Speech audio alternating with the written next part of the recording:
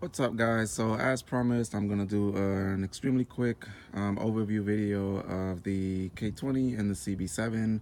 The car is not where I would like it to be at the moment, so this is gonna be really quick, just explaining pretty much how we got things in, how we got things to work, going over the engine trans, how it is driving it so far. I actually am in South Carolina right now, which is about 6 hours away from where I live. Car drove extremely fine the entire way here, got awesome gas mileage also. So it is running fine, just not where I want it to be 100%, but we will get there.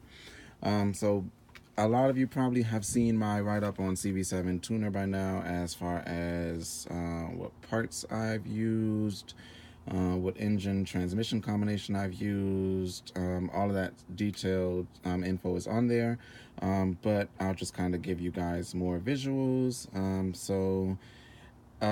As stated, I have innovative mounts which allow you to use the K20 transmission versus the K24 from the Accord or TSX. So this is a Type S transmission with the SILSD. Hasport makes the mounts for the K24 transmission. The harness was custom made. I'll try to get better snaps of that. As you guys can see here, it's a really nice harness, but I will say if I had to do it again, I would probably go with a stock Type S harness and a custom conversion harness, simply because the harness was great, but I did have to add some additional wiring and kind of figure out where some wires go. As far as the header goes, there is only two that will clear back here, which this is one, the K-tuned header, and the Skunk 2 Alpha will also clear. The Alpha will also make a little more power, but not sure if it's noticeable or not. But this is the K-tuned one nevertheless. Shifter cables, I have stock Type S cables. My shifter situation is in question right now. It works, but it's not going to stay that way. I'll show you guys what I mean once I hop in. As far as the radiator goes, so I actually used an EP3 radiator from the earlier generation SI Civic, like a 03 or something like that. It fit perfectly, but the radiator cap does stick out pretty high, so unfortunately I did have to cut into my hood for that, but no biggie, it still operates fine. There's just an ugly hole there now that I have to paint over. But the fans went on just fine, no clearance issues. I am not sure if the stock traction bar will work if you are not using AC. However, in my case, I will be using AC. It is blazing even today where I am, and there's not much of a difference where I live. So I will be having custom AC lines made sometime soon before it starts to heat up outside. But as you can see, my traction bar is pretty slim. It's moved towards the front, so it does clear the compressor down there. So that is something else I had to get custom made. As far as the axles go, I am using SI axles from the 8th gen Civic. They both worked. The passenger and driver both worked in that aspect.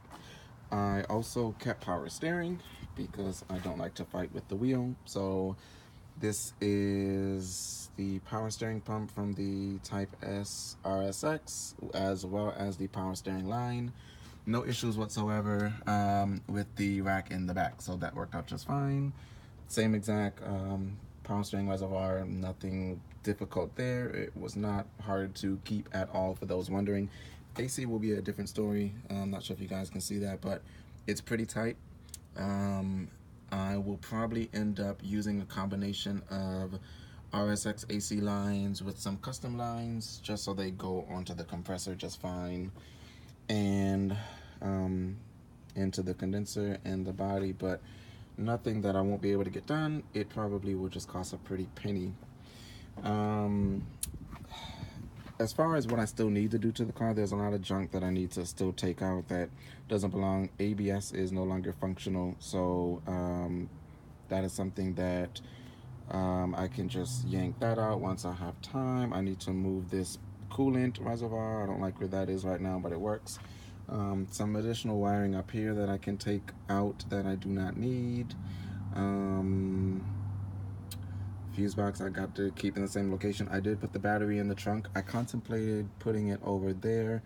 However, with keeping power steering, I would have had to build a custom rack, which once I go turbo would have to be moved anyway. So I just went ahead and relocated the battery to the trunk. The fuel pressure regulator on the previous CB, I actually had it on this body piece right here, but where the mount sits, it was just much easier to just route that back there.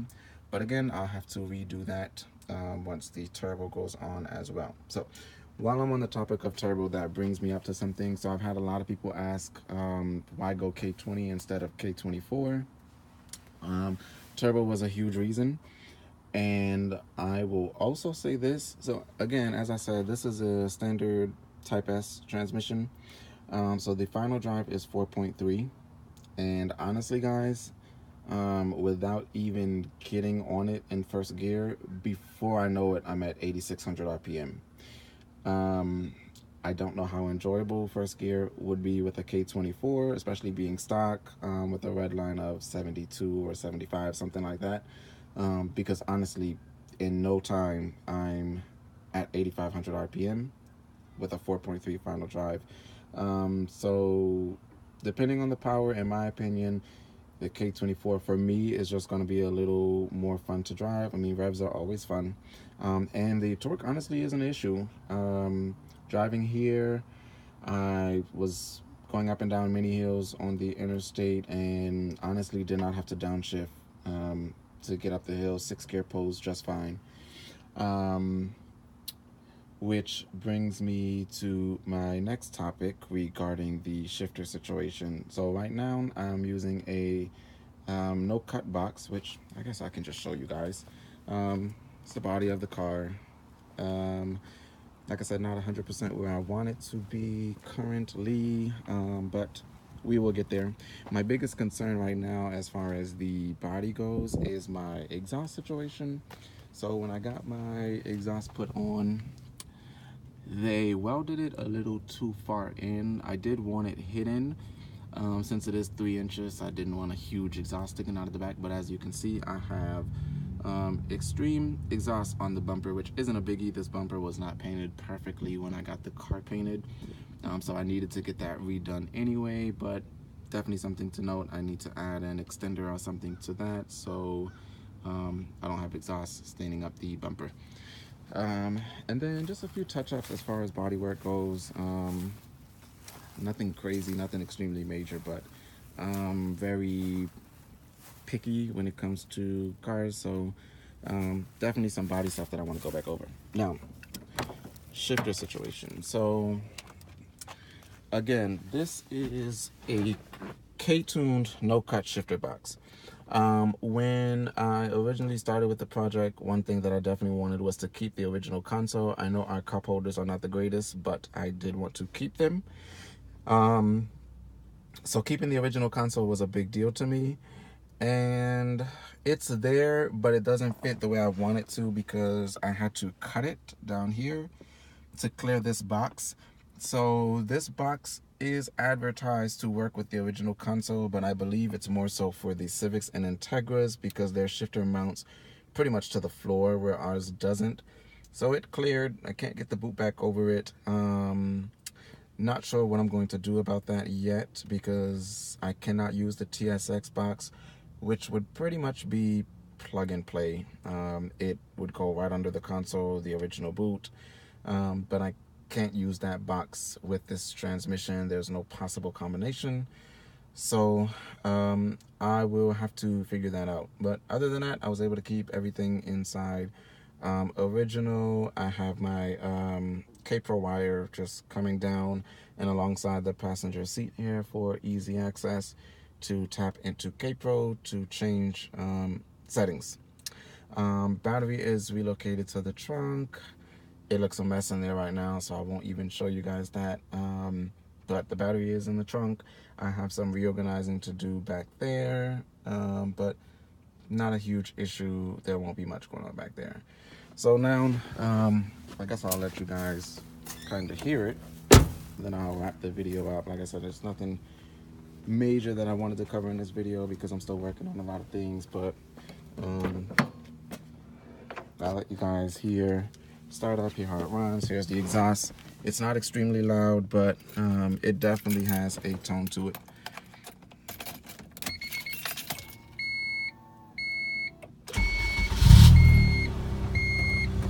I did get my idle down when I first got everything done. For whatever reason, my idle was about 1300. I did get that down to about 1000, which is fine. I don't want it too low because your car will rattle. Mine doesn't rattle, but you know, it definitely vibrates. You can tell it's not a stock engine, so I don't want to decrease the RPM for idle at all, really. Comfortable where it is. You have a really good sound with the K20 header and the 3-inch exhaust. It actually sounds really nice. It's tame on idle. When you get on it, this thing screams like a monster. But really nice sound.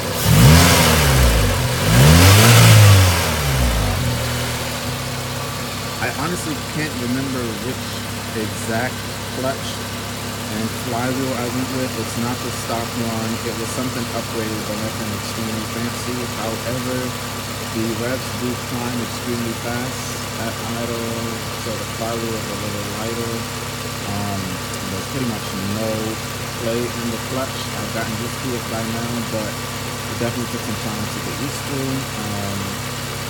because it's get off and it goes.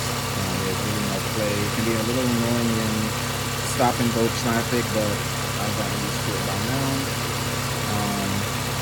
But that's pretty much what we get at idle. Sounds pretty clean. The air intake, I've gotten a lot of concerns about that also. I'm not going to move it as of now because I have to cut and re-weld it so it goes down. It's not a huge pain point for me where it is. It's not going to be a noticeable thing moving it around more than likely. And again, sometime this summer I'll be going turbo on it, so that I'm not really worried about. It will actually get the job done. And then, like I said, the exhaust sound, it actually sounds pretty tame. Oh, I do have a 3-inch resonator as well, so that helps out some with the raspiness. It's kind of like a deep tone to it, I guess you can say. But when you get on it, it screams. Speaking of, I will make an acceleration video some point soon. I did not do it just yet because as of right now, my speedometer isn't working. Another story. I know what I need to do to make it work, but I don't want to go through those steps right now. So more than likely, when I do make the acceleration video, it still will not be working. However, you guys will be able to see how fast the revs climb. Also, another question I've gotten a lot is how does the power compare to H22? I'm always going to be an H22 lover. However, it's night and day. I'm never going to knock an H22 and the Accord. It's the easiest thing you can do for more power. But even if you had an H22 with the same real horsepower and this with the same, it's going to feel different, and a lot of it has to do with the gearing. With this, I typically shift at 8400. So if I'm, first to second at 8400, I'm probably landing back at 6,000 RPM in second gear when I shift. So it really keeps you where you need to be in the power band. The gears are pretty short. You have 6. But again, H22 is always going to be a great name for these cars. I've had several of them, so it's time for something different. And that's honestly going to wrap up this video, guys. I know I've been rambling on for about 15 minutes now, but again, any questions, you can always ask me. You can always refer to the post for the fans there. Pretty warm out on it. So, but again, you can always inbox me. You can always refer to the K20 CB7 Accord. whenever these type things or any questions you guys may have, definitely hit me up. But like I said, a lot to look forward to with this phone, a lot coming